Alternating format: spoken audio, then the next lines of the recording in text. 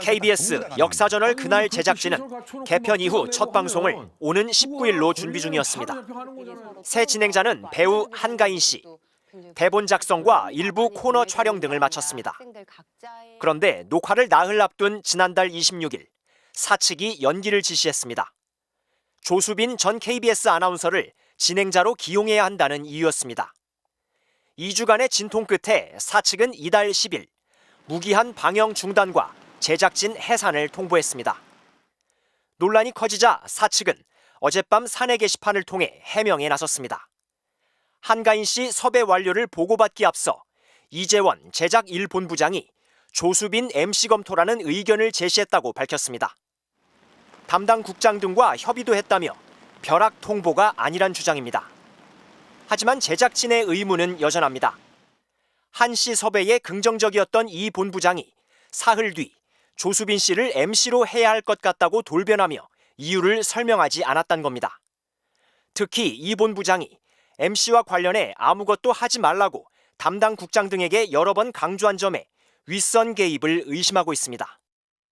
제작진과의 아무런 커뮤니케이션 없이 이렇게 윗선에서 MC 선정 과정에서 모든 걸 다 결정을 내려서 지시하는 사항이 저는 굉장히 큰 문제가 아닐까.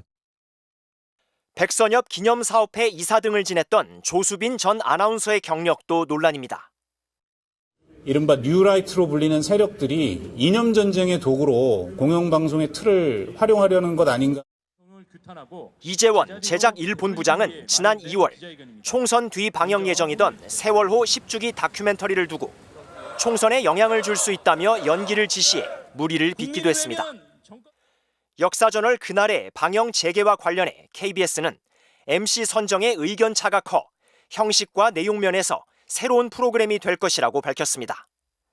하지만 KBS는 박민 사장 취임 당일 결방시켰던 시사 프로그램 더 라이브를 사흘 뒤 결국 폐지했던 만큼 역사저널도 존폐기로에 섰다는 관측이 나옵니다. MBC 뉴스 이용주입니다. KBS 전국 노래자랑 하차가 결정된 진행자 김신영 씨. 하차가 알려진 다음 날인 오늘 MBC 라디오 정오의 희망곡 김신영입니다 진행에 나선 김 씨는 평소처럼 쾌활한 목소리로 방송을 진행했습니다. 지금 뭐 경칩이어가지고 개구리마저 깨어나는 이 시기에 많은 분들이 이제 또 우리 신디 다이어트 하느냐 마느냐 요거를 굉장히 많이 물어보시는데 정확하게 말씀드리면 갑자기 우리가 불태운다. 안 돼요. 그래서 꽃샘추위는 견디고 나서 우리가 다이어트 해야지 안 그러면 면역력 떨어져서 감기 몸살 걸려요. 그게 힘드니까 저는 3월 11일부터 할 거예요. 전국 노래자랑 하차와 관련한 언급은 없었습니다. 하지만 실시간 방송 채팅창 등에는 김 씨를 응원하는 메시지가 이어졌던 것으로 전해졌습니다. KBS가 정확한 배경 설명 없이 김 씨에게 갑작스레 하차 통보를 한 것을 두고 시청자들의 반발이 커지는 모습입니다. 누리꾼들은 KBS 시청자 청원 게시판에 하차 반대, 하차 통보 이유 등을 설명해달라는 글을 잇따라 올리고 있습니다.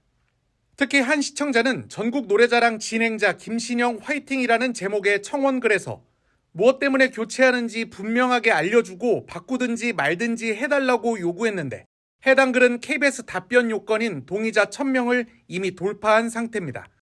김신영은 앞서 1988년부터 34년간 전국 노래자랑을 이끌어왔던 고 송혜 선생이 별세한 뒤 2022년 9월부터 1년 6개월 동안 전국 노래자랑 MC를 맡아왔습니다. 하지만 어제 김 씨의 소속사 측은 지난주 제작진이 MC 교체 통보를 받고 당황스러워하며 연락해 왔다며 협의 과정 없이 하차해야 한다는 통보를 받았다고 밝힌 바 있습니다. KBS가 후임 MC로 남희석을 확정했다고 밝힌 가운데 김신영의 전국 노래자랑 마지막 녹화는 오는 9일 진행됩니다. 충성을 다하는 박민의 방송 KBS. 얼마나 더 망가질 건가. KBS PD협회가 어제 오후 KBS 본관 앞에서 긴급 기자회견을 열었습니다. 인기 교양 프로그램인 역사저널 그날의 폐지와 관련하여 제작진이 낙하산 진행자 조수빈 씨를 거부하자 프로그램이 사실상 폐지되는 초유의 사건이 벌어졌다며 이재원 제작본부장, 박민 사장의 배후에 누가 있는지 밝히겠다고 한 겁니다. KBS는 이제 공영방송이라고 할 수 없을 정도로 망가지고 말았습니다. 박민 사장 취임 직후 뉴스 프로그램 앵커를 모두 교체했습니다. 고별 인사를 할 시간도 주지 않았죠. 윤석열 대통령과 새해 기자회견을 하면서 김건희 여사가 받은 디올백을 외국 회사가 만든 조그만 파우치라고 표현했던 박장범 앵커는 출연 첫날부터 기존 보도에 대해 사과 방송을 했습니다. 4월 10일 총선 이후에 방송될 세월호 10주년 다큐멘터리는 총선에 영향을 끼칠 수 있다며 불방을 결정했습니다. 윤 대통령은 최근 이재명 더불어민주당 대표와의 회담에서 충격적인 발언을 한 적이 있습니다. 이재명 대표가 방송통신심의위원회의 무더기 징계 문제를 언급하자 언론을 쥐려면 방법을 잘 알고 있는데 그럴 생각이 전혀 없다라고 답했다는 겁니다. 윤 대통령의 저 발언이 절반은 사실인 것 같습니다. 아직도 잡히지 않은 언론이 있기는 하니까요. 그런데 KBS는 이미 장악하지 않았습니까? KBS 이사회를 장악한 뒤 윤 대통령과 친분이 돈독한 방송에 대해서는 전혀 알지 못하는 박민 사장을 낙하산으로 내려보내는 방식으로 말이죠. 윤 대통령이 과거 독재자들과 다른 점이 있기는 합니다. 윤 대통령은 그리고 윤 대통령의 추종자들은 제대로 장악되지 않으면 아예 망가뜨려 버립니다. 시청자들에게 인기가 높은, 그래서 시청률이 잘 나오는 프로그램도 맘대로 되지 않으면 폐지해 버리니까요. 역사저널 그날의 경우 진행자를 교체하려다 제작진이 반발하자 제작을 중단시켜 버린 겁니다. 조국혁신당은 KBS PD연합회의 투쟁을 지지합니다.